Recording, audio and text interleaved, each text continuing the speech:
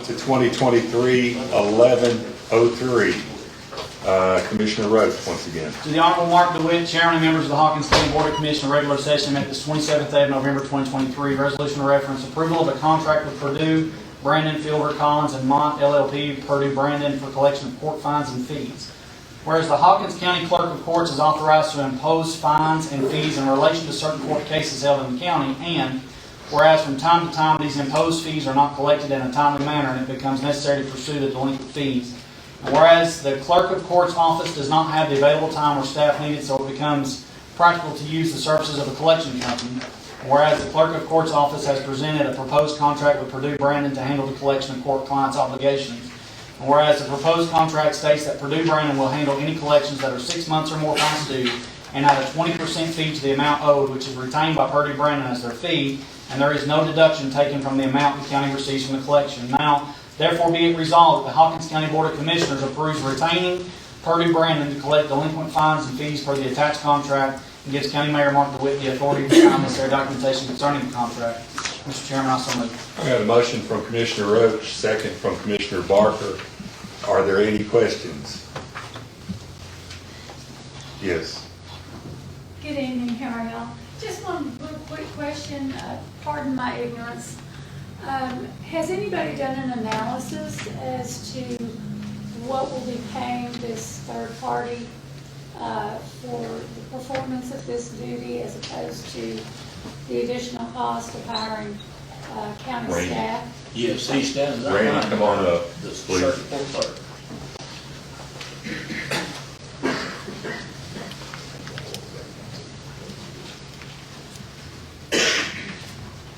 Well, as far as employees go, you're looking at an average salary of $28,000 per employee, just for the salary. It's not the benefit package. Purdue Brandon, by statute, can charge up to 40% on top of 100% of what the court fines are. I looked into, since 2020, we were owed almost $8 million in court fines. Oh, $6 million, I'm sorry, $6 million. We collected 1.8 of that. And there's almost 4 something still owed to the county out there. What Purdue Brandon will do then, they've got skip trace. So let's say somebody moves 10 times, changes telephone 10 times, they've got the services that they can track family members, phone numbers and stuff that I don't have. They will then send out letters and attempt to collect, and at the same time the people then will get the letters, come in and pay us. We were getting 100% of the money up front. If somebody owes $1,000, I will get that $1,000 up front. County's taking care of it. Then it'll be up to them to collect their 20%. So I'm saving, I've only got a staff of 10, and that's including Churchill. So I don't have the staff. I'd have to have 3 or 4 that constantly does nothing but collect. After 1 year, all fines go from criminal to a civil matter, which means I have to sue them. And I'm basically suing them by turning them over to collections and trying to collect that money back. So and after 10 years, I'll renew that judgment and they can continue to collect. So it's a no-brainer as far as if I can't get more employees, which I would love to have more employees, but I attempted, the funds are not there for the county to give me more employees. So area clerks have bought into this. I've got figures. If y'all want to see me after, if you want to see me after, I got figures on how much other agencies around us has collected, and they've done really well. I had a collection company up till I think November of last year. I terminated their contract. They wasn't doing what I asked them to do. They wasn't collecting up to where I thought they should be collecting, so I terminated that contract. Then I started talking to Purdue Brandon. Then I entered into negotiations with them. I sent them a contract. Our attorney passed away when we could come to a agreement. It took you all a while to get Mr. Cap on board, and me and Mr. Cap got together and we came up with this contract. So it's a no-brainer. We get 100% of the money. You all don't have to pay out in salaries or benefits, and the county will benefit from this contract. Thank you, Commissioner Barry. Randy, which I got a couple thought processes on this, but I guess the first one, as far as a number, do you have any idea, number-wise, how many cases are we talking about? Well, I would say in general sessions alone, I'm looking at least 2,400 cases a year. And I'd say if I'm collecting 1.8 over 3, you're probably looking at least 40% that is in delinquent, not making their payments. And now, I've got other options. I suspend people's driver's license if they don't make a payment. Then they come and make a payment agreement with me and they default on that and take their license. But some people don't ever have a license for me to take. So I've got to have, a little bite behind the bark, if that makes sense. Okay. One other thing, in this contract, it talks about specified formats and certain forms and procedures and information that has to be processed back and forth between your staff and this collection agency. Okay. If you don't have the staff currently to do what you need to do, okay, then how much time is it going to take to process these things and into the correct format for the collection agency? I mean, it talks in here about the 20% collection fee, and the fee shall be remitted to the collection agency monthly.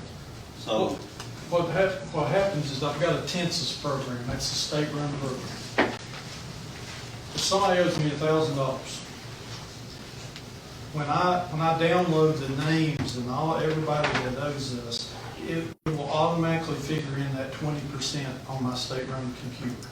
Okay, so if somebody comes in, they owe $1,000 and they pay $1,020 or whatever the collection cost is on it. At that point, my computer automatically generates that 20% check to go to them. Okay, they have made efforts, and they're going to show me that they're going to send me each month. We've sent letters to this person. We've made this call. They report to me, and I look at the format, look at the questions they're asking.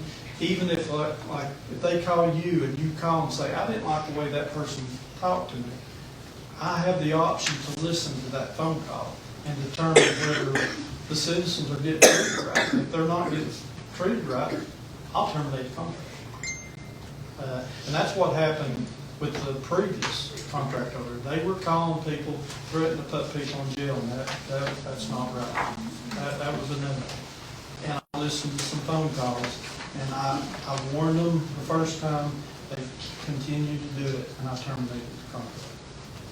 do you think, Randy, that with your staff you've got now, that if this is approved and it passes, do you have enough of staff to do the background work and the paperwork and stuff, or do you anticipate coming before us next year or 2 years and saying, hey, I need help too? I've already come in front of y'all, need more help. When we went full-time juvenile, I need more help. I'm sinking there. But what I am hoping is the generating revenue from this will help the budget. Then at some point I can come and say, okay, here's the revenue increase, here's what we're bringing in, you know, be able to show you all, this is the pluses, you know, here's where we've increased, this is why I need. But no, I'm definitely below water, and I'm not gonna sit here and say I'm not gonna ask for more employees, because when we went full-time juvenile, and I stuck a clerk full-time in juvenile to run 45 days a week, I took that clerk out of that office. Now I've not got anybody filing the paperwork or getting ready for the next day court in there. So I've had to pull somebody else away from doing that, and I'm working the counter full-time. So I'm staying after hours to do my regular work. Is that what you needed, Mr. Barrett? Just one more question, then I'll be quiet. Has the county attorney looked at the contract, and are you good with it? How? Yes, I do. I think it's a good contract in the sense that the county gets its money up front, the company gets paid at the end if they collect the money for upfront for the county. Also, it's got a line in there where it says the client, that's the county, has the sole discretion to remove any accounts from Purdue Brandon's possession for any reason without recourse, regardless of whether the account is in a payment plan or litigation. That gives the clerk, Mr. Collier, a lot of options to handle things that he thinks are not being properly handled. It also has a feature in there where it states, you know, if you're forgiven the court costs, that doesn't go to the collection agency. So, as he said, some of the other areas around here are collecting up to 40% in addition to the fines.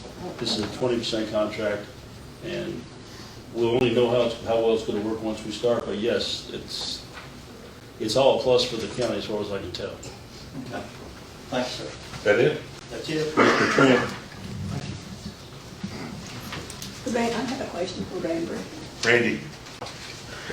Stand up just a minute, please. Randy, what was the percentage charged by the other company that you had contracted? 40%. How much? 40%. 40. And I negotiated this one down to 20% to help the defendants. But now understand that anytime the defendant can come in and say they're indigent or can't pay, you know, and I've got the ability I know. to help them out with the judge's signature. I know, you do. I'll help them any way I can. And we negotiated a good contract. Me and Mr. Cap, what, 3 or 4 months now? It's been an ongoing thing. I terminated the other contract last November, so this has been a year in the making. It's a good contract. It'll be a plus for the county. Thank you. Does that answer your question, Commissioner Trent? Yes, sir. Real quick, I think the idea of outsourcing this is a good idea. My one question is was it put out to competitive bid? This is a lucrative contract. Talking about multiple $1 million times 20%, that could be a lot of money. Was it competitively bid? Was it publicly posted for people to look at this and find out if there's other opportunity out there? There may be national companies that do a very large volume that could do this at a better rate. Was there any type of looking to see if there's anything else or publicly posted? Naming what companies, I couldn't quote the company for the fuel comment office. I talked to 4 different companies during this process. Was it publicly posted so that the world would know? I did not. That's all I need to know. There was 4 companies at a conference, and I talked to all 4 companies, and that's. And my only concern is it gets back into, you could have, I'm not saying that happened, but you could have contacted 4 of your friends that have 4 different companies. I'm trying to get away from my buddies getting a job. Unless it's publicly posted, it could be his buddy. Not saying it's happening, but you can see where that could go. But with that said, this company's out of Texas, the other company was out of Ohio, there was one out of Virginia, Upper Virginia, and then there's one out of Illinois. And the cost to us, whether it's 40 or 20, is not to us, it's to the person that owns the fine. So we're going to collect the 100%. The key to this is how effective they are in collecting that. And that's something that Mr. Collier is more experienced in Unless you seeing. publicly posted it so that other people across the country could respond with a bid, you don't know. Any other questions or comments? Mr. Cap, is the contract legal? Yes, sir. Tennessee has adopted a statute that allows an additional charge to be put on to the accounts for collections of costs for this reason. There's a great deal of money out there that's not been paid for various reasons. Anything else? Hearing none, let's go ahead and vote, please.